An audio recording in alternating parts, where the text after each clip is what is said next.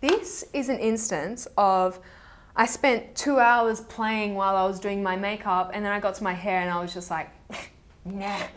Hey everybody, welcome back. Today I have a 2015 favorites video for you guys. I have been loving all of the yearly favorites popping up in my subscription box, so hopefully you love this too.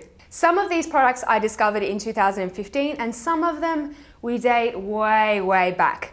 Also, I don't have a product for every single category. I just wanted to pick products that really spoke to me, my die-hard favorites.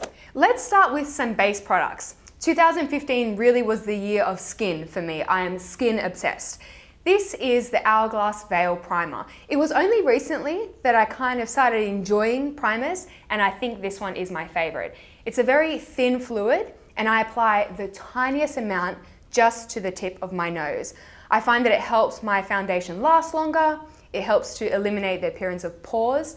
One thing, this does have SPF, so not ideal for flash photography. It will give a bit of a white cast, but I absolutely adore it. And because I use so little, this is gonna last me forever. Here is a product that featured in my 2014 favorites, so you know it's love.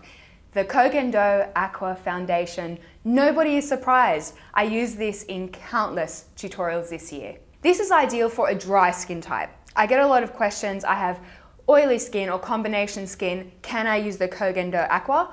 Probably, but you might need to prime, powder, and blot because it really is geared towards a drier skin, like mine.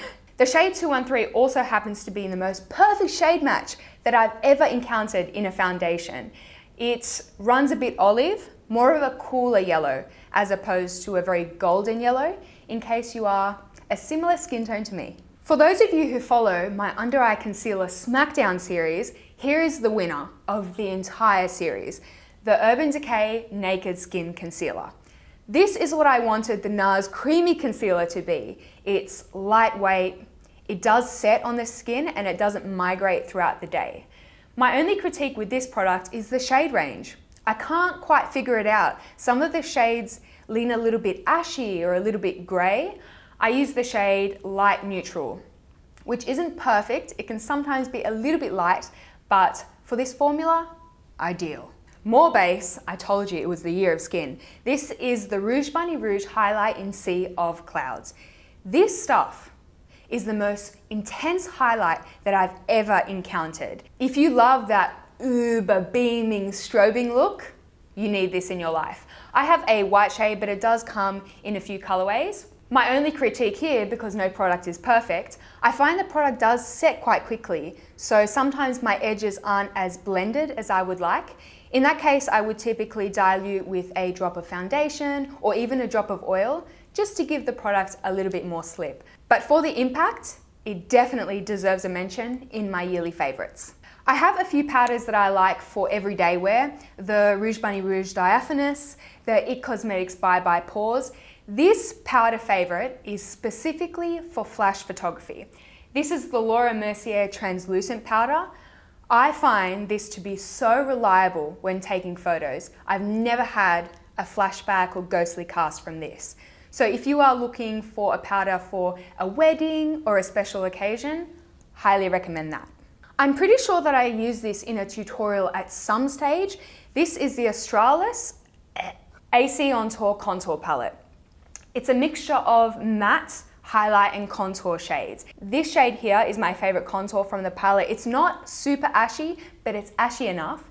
This yellow shade is epic for deflecting any shadows under the eyes. I have quite a deep tear trail coming down my cheeks, and I find this completely eliminates that line. Definitely one for medium skin tones, say N25 and deeper. I don't think this would be great on a pale skin, and it is quite makeup-y.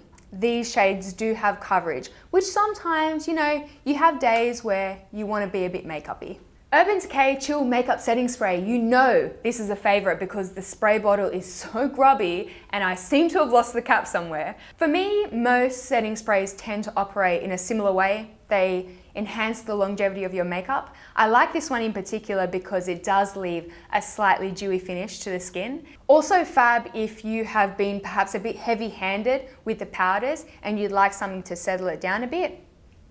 Let's move on to a little bit of eyes, shall we? The Kat Von D Shade and Light eye palette is definitely my favorite eye palette of 2015. It's a collection of all matte shades, and never underestimate the power of a great matte shadow. It can totally transform the eye shape.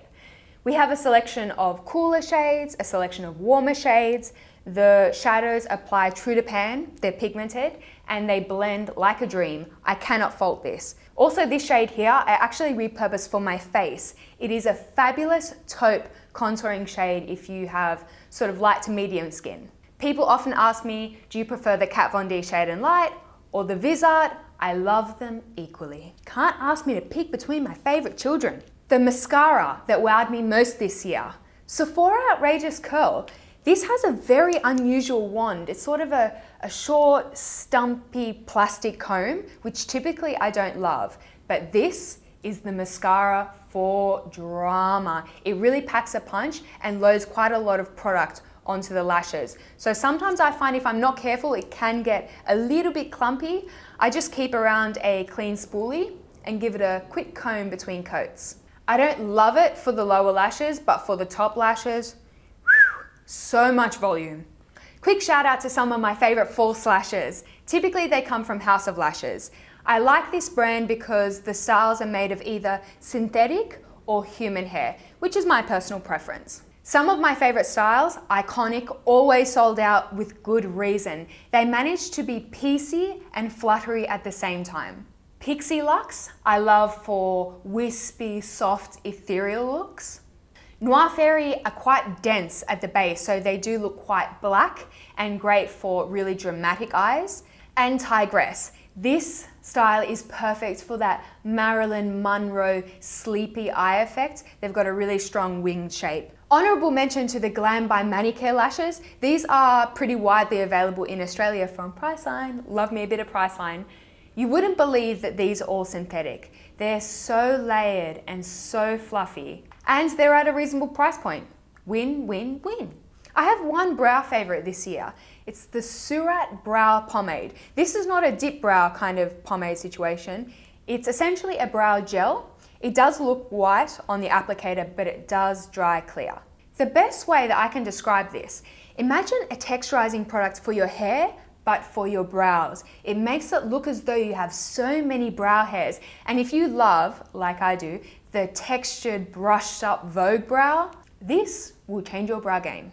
The Charlotte Tilbury Lip Cheat in Pillow Talk. I think that this would register as a more saturated rosy shade on some people, but if you have pigmented lips like me, it makes for a brilliant nude lip liner. I'm wearing it today around the edges of my lips and feathered inwards with nothing else, just a little bit of balm. The color is sublime. It's a warm rosy shade and the formula is epic. It's waxy enough that it sticks around all day.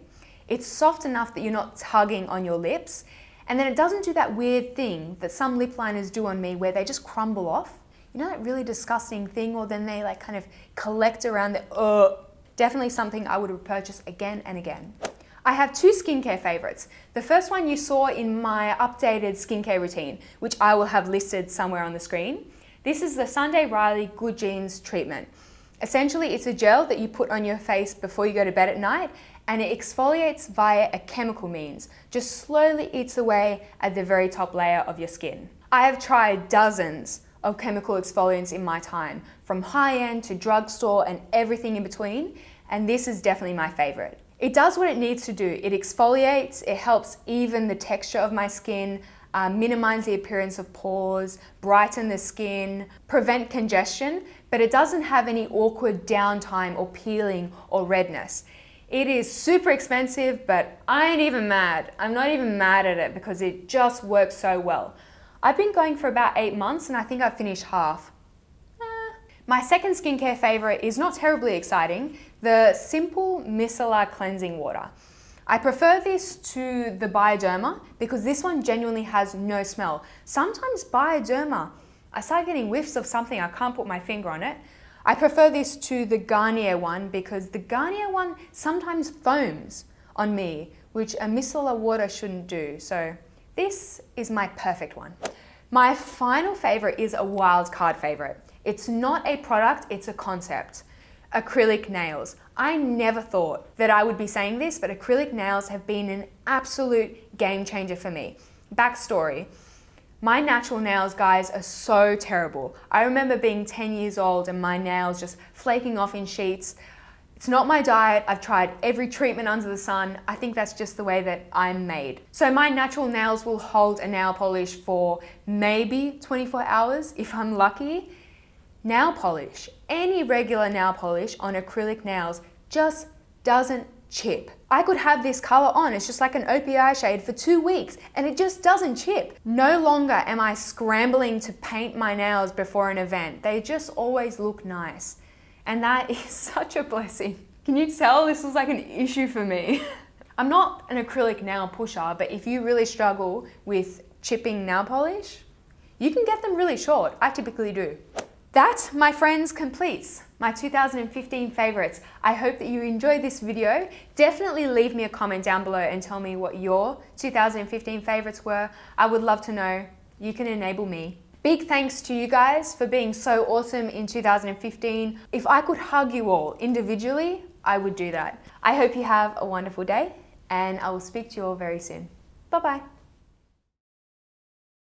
I really hope that came out okay. How insane are my baby hairs right now? That's actually distracting. I'm sorry. Am I recording?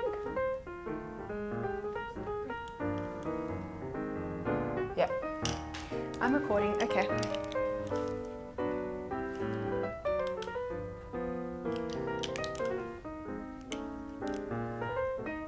Another freaking plane. Inconvenient, you guys. Stop going on holidays.